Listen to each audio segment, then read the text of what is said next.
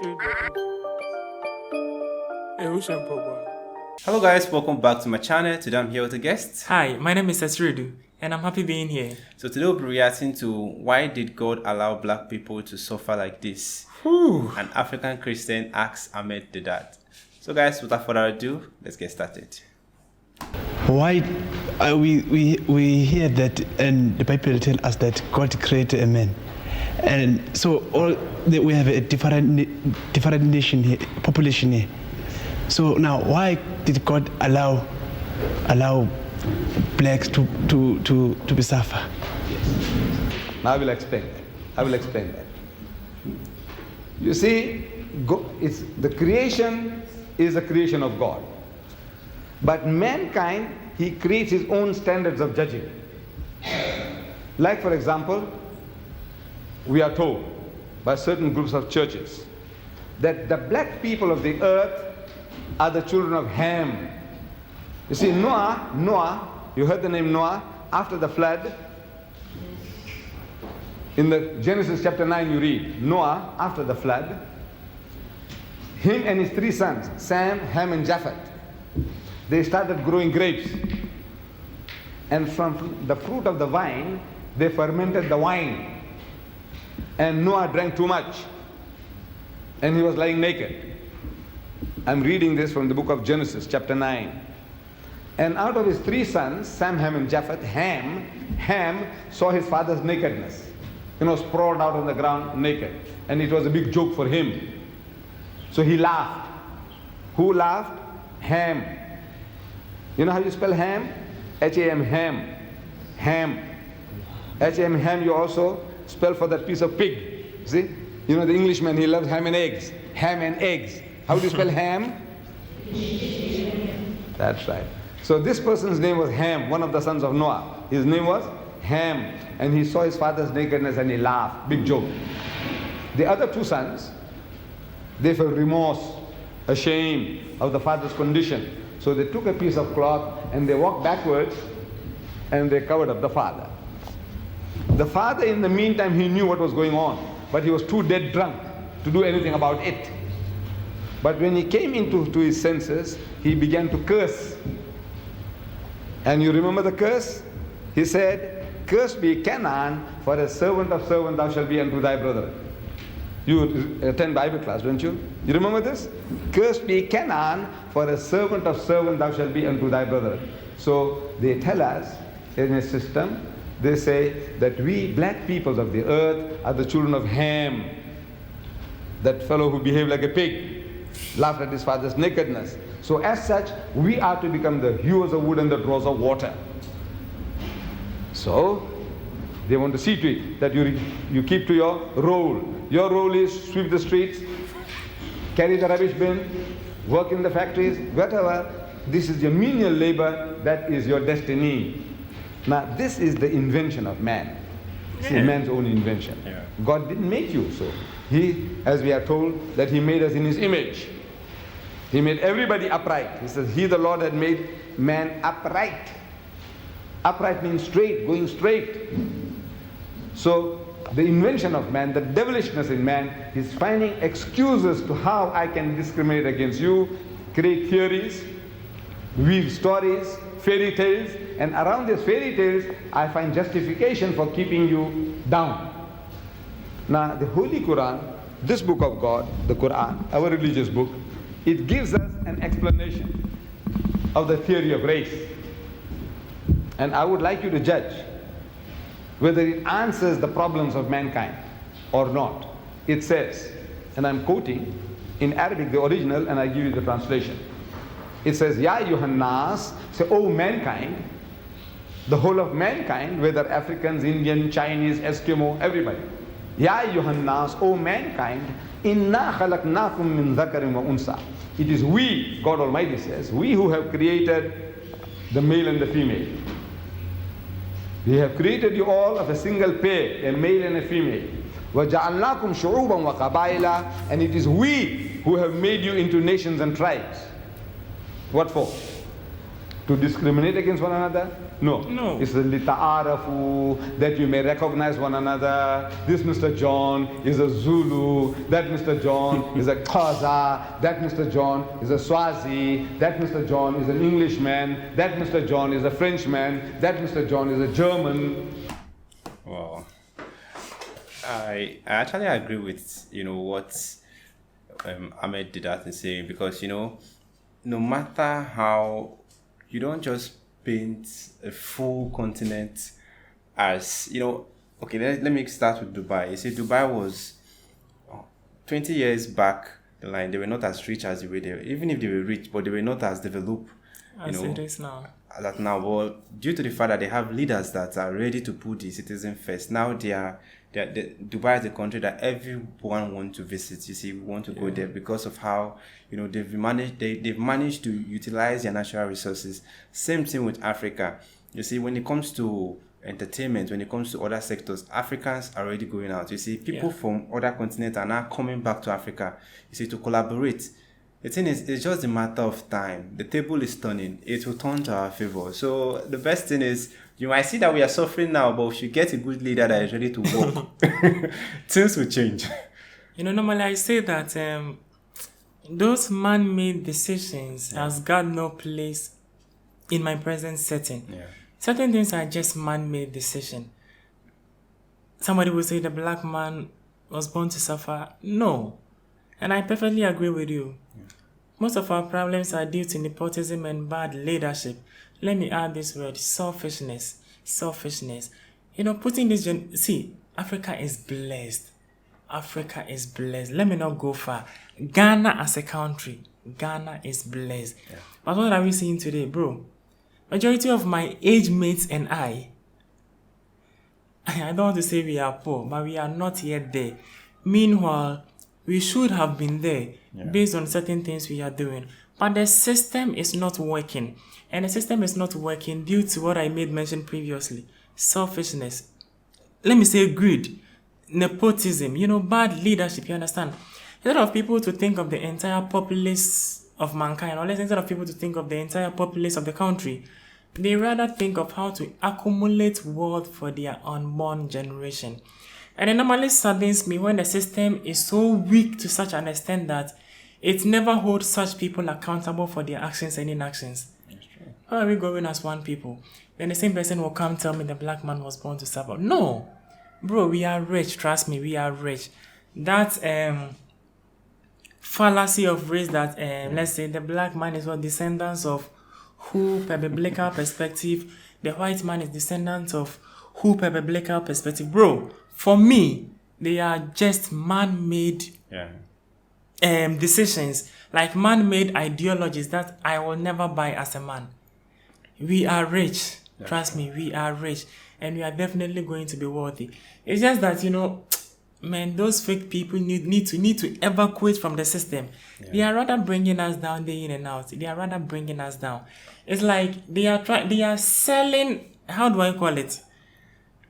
How do I say this? I almost spoke my local dialect. In Chi, we will say omuton or menimonyam. That is let's say the favor or the blessings we do have as black people. Yeah. Our leaders are selling it in one way or the other. You understand? That's true. They make some unfavorable trade that brings us down day in and out. Bro, our problem is just bad leadership. I'll never stop saying this. And our system, which needs fixing. Not long ago, we had this trend on Twitter. That was actually fix the system. Yeah. We were forcing our leaders to fix the system. That is actually a youth, let's say movement from the youth on Twitter, forcing the leaders to fix the system. And I got so annoyed when people also came back saying, fix your attitude. Like, bro, what are you trying to tell me? The system is in total shambles. We are expecting you to fix it for us. And also telling people to fix their attitude.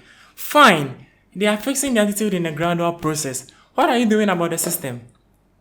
I always become a different man anytime I touch on sensitive issues like this. Because trust me, majority of the youth in Africa are angry. We are angry. Like, we are sick and tired of this mismanagement of resources.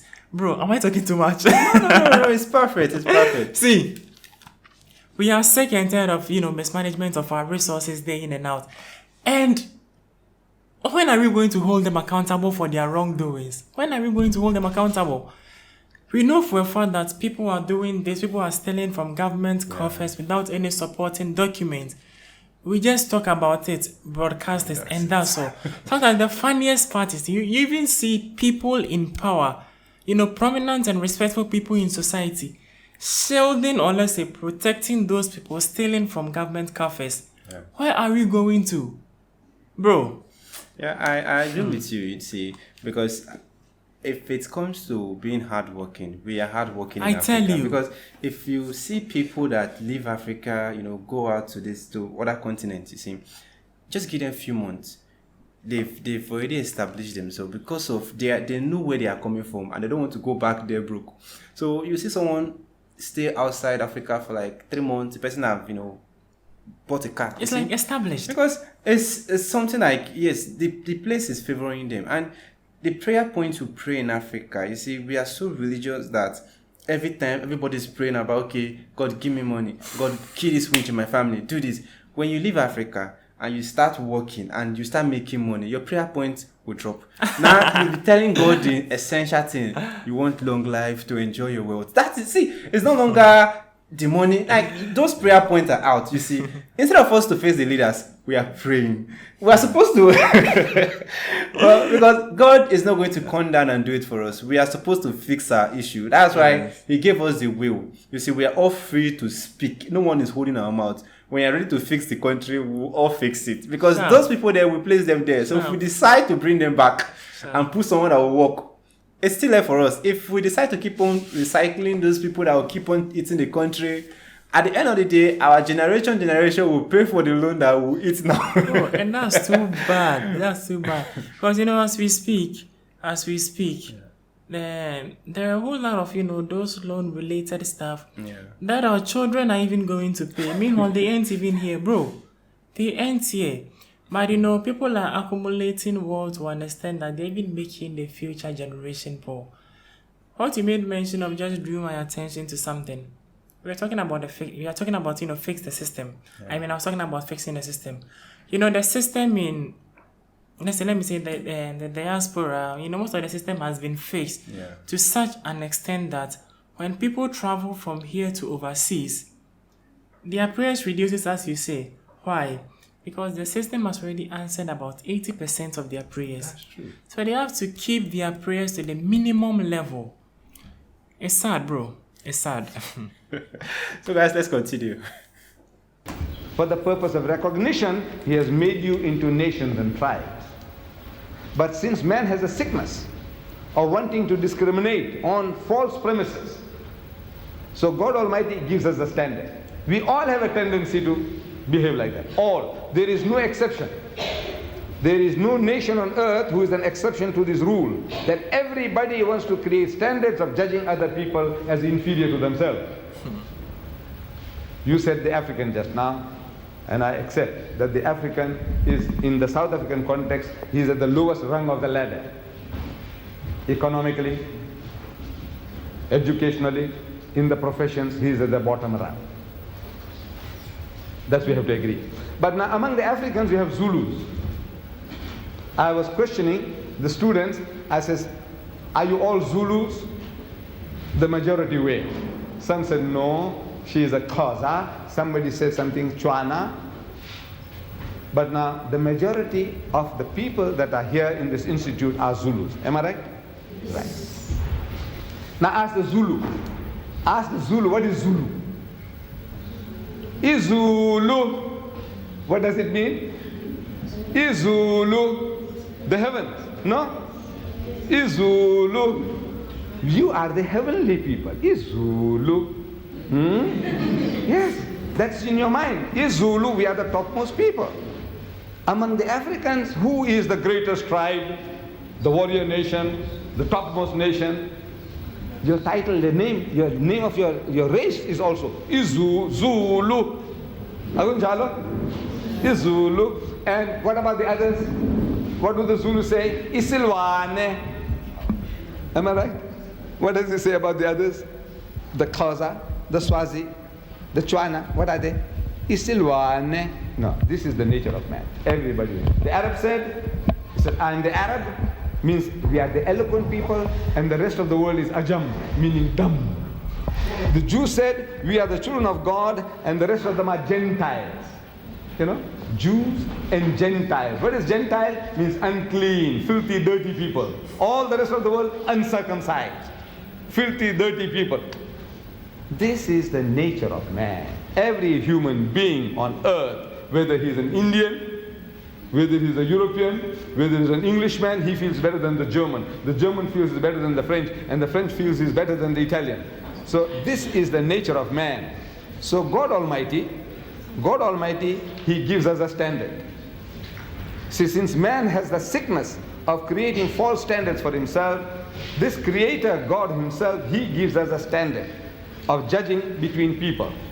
And the judgment is, it says, Inna akramakum indallahi atqakum. So most certainly, the noblest in the sight of God is he who is the best in conduct. Not good or bad, not rich or poor, not black or white, but the best in conduct. If your behavior is better for mankind than mine, you are a better person. If my behavior is better than yours for mankind, then I'm a better person. It has got nothing to do with your race, your language, your color, or your riches.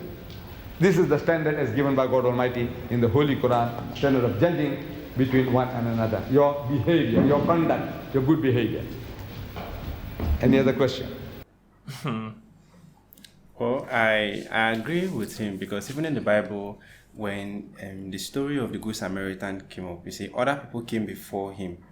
But even if he had somewhere to go to, he had to stop to help the guy that was, lying down, by the roadside. So, like what he said, if your character is good, you see, that is it. You are a better person, because it does not really matter if you are the richest continent or you are very, very wealthy. If you have a very bad character, then you are not really a good person. I just love his style of teaching, because even if he's talking to students, so you have to come down to their level so that they will understand you. So now he's coming down to the level of students, you see. That's why you see when he was talking about Izulu, he was repeating it severally so that they will know that they are. They said, what is interpretation of this? They are the heavenly body or something. So repeating it several times will make it stick in. So even if they are outside, they remember that yes, even if we don't have money, okay, or we don't have these resources, but still we are being recognized as strong people, as warriors. I just love that about his teaching. Yeah, he's such a good teacher, trust me. I just realized this. Personally, I love education in general, and I love his approach in teaching. But honestly, I don't even like this question from the gentleman. His question was, why did God allow black people to suffer like this? God has done nothing God never allowed us to suffer. As I made mention previously, the black man is the black man's own enemy. That's our problem. And I think one problem I've actually observed, on the part of mankind, is how we do discriminate among ourselves. Discrimination.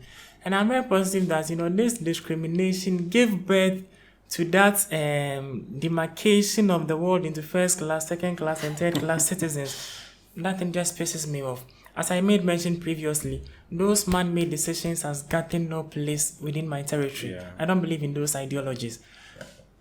I love music so much. I even remember Bob Marley made mention of that thing in one of his songs, titled War. Do you want to check that song out? It says something like, until there's no more first class, second class, and third class citizens, there will still be war. So until there's nothing of the sort, that's the absence of first, second, and third class citizens, can probably eliminate this war we've been experiencing day in and out. But so far as that demarcation still exists, there will be no peace. Well, I feel African, we are still not out of slavery.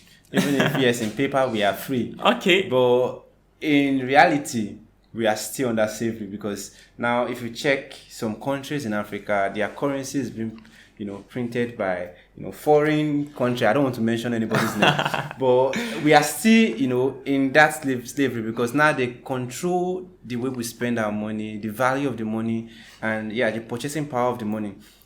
And they say they've given us independence, which is not right, because that's what Gaddafi was trying to, do before they killed him. But anyway, I just wish we can all wise up, you see. Because we are the one giving them strength. we have the resources, you see. We have the land. If it's land, we can produce. Good. We have the natural resources, like in abundance. And if you check the African skin, we can withstand anything. You see, it's not easy to go outside the sun. The skin will take it and nothing will happen. Nothing. So it's you see, fresh. So I don't see African as a continent that is limited by anything. It's just our mindset. You see, we're praying for things that are not relevant. If you go out there and face the people that are putting you in problem, like if you speak, in one voice, if we all speak in one voice, they will listen. The only thing is, when people start talking, they will find a way to bribe some of us, to fight against, to cause confusion. Then before you know, they will take over the full protest, because they feel like you guys, the protest is no longer peaceful, because they've instigate violence. But if we come out in one voice, you see, they will listen to us. That's the truth. Because you don't just wake up one morning, you pick the natural resources of the country, then you decide to sell it simply because you are in power. Like, who gave you that idea? Like, bro. It's just crazy. It's just crazy. It's just crazy. Well, I know one day, I still believe one day, in my generation, it will start from one country. They will fix it.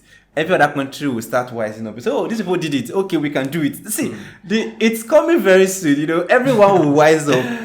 Everybody will. The country will be fixed. No, sorry, the continent will be fixed by force. Because if we can keep these natural resources we have, you see, we extract it, we process it, we now add our market value to it. Whatever we choose to sell it will be the price. If they don't want to buy it, they should forget it. Because check the full world. I don't think there's any natural resources produced outside that we don't have here in Africa. I tell you, see, bro, we have everything. Still, we are poor. Go to Congo and see what they have.